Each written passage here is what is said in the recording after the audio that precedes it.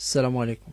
اول حاجه كنتمنى من كل قلبي انكم تفرجوا في الفيديو كامل وتبارطاجيوه، ماشي من اجل المشاهدات، ولكن بغيت هاد الهضره توصل للناس ويفهموها. نوريكم واحد الفيديو ومن بعد نكمل هضرتي.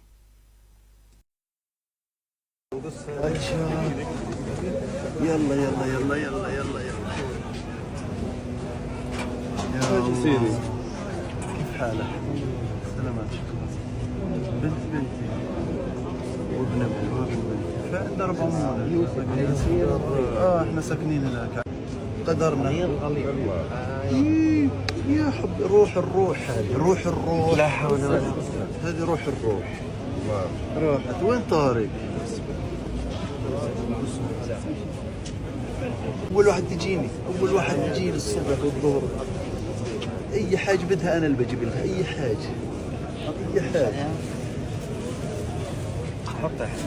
حطي خال، خلص توكل على الله، قول يا رب بسم الله. صغير هذا انا عارف. لا اله الا الله. مش يعطيش فينا دميج بس هيك ولا لا اله الا الله. يمنا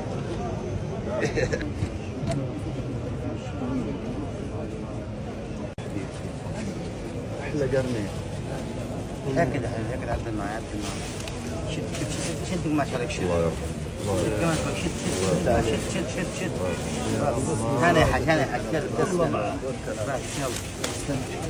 توكل على الله يا اخي. لا اله الا الله.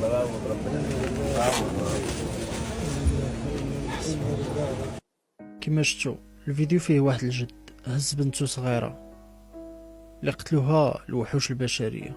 هادشي ولينا كنشوفوه ديما، ولكن اللي بغيتكم تشوفوه في الفيديو هو داك الصبر اللي عطاهم الله ما شاء الله، ولا ديك الثبات اللي عندهم. يعني صعيب علينا نوصلوا ليهم ولا نكونوا بحالهم، حيت حنا الا شفنا راسنا نلقاو راسنا ابسط مشكل كيوقع كنلقاو راسنا دغيا كنبكيو وكنشكيو وديما كنتدمروا في اي حاجه. هنا كتلقى بنادم واكل شارب ناعس ما خاصو حتى خير، ولكن واخا هكاك معصب غير راسو، ما حاملش راسو، كيبكي ويشكي. الا هضرتي معاه كيبقى يسب البلاد ويقول لك داير فاعل. انا من هادشي كله بغيت غير بنادم يتمعن مزيان ويشوف هاد النعم اللي دايرين به، ويشوف غير فاش كنا عايشين في كورونا واكلين شاربين ولكن كنا مسجونين، فما بالك بنادم 14 عام هادي هو عايش مسجون في واحد المدينه، ما كيخرج ما كيدخل، الضرب والسكات من فوق الراس. وفوق هادشي كله فاش كتجي تسولو ديما كيقولك الحمد لله بخير، ما كاين حتى شي مشكل، ما ناقصني حتى خير. انا بعد هادشي اللي واقع دابا كل نهار كيبهرني، وكل نهار كناخذ منه دروس، وكل نهار كناخذ منه عبر.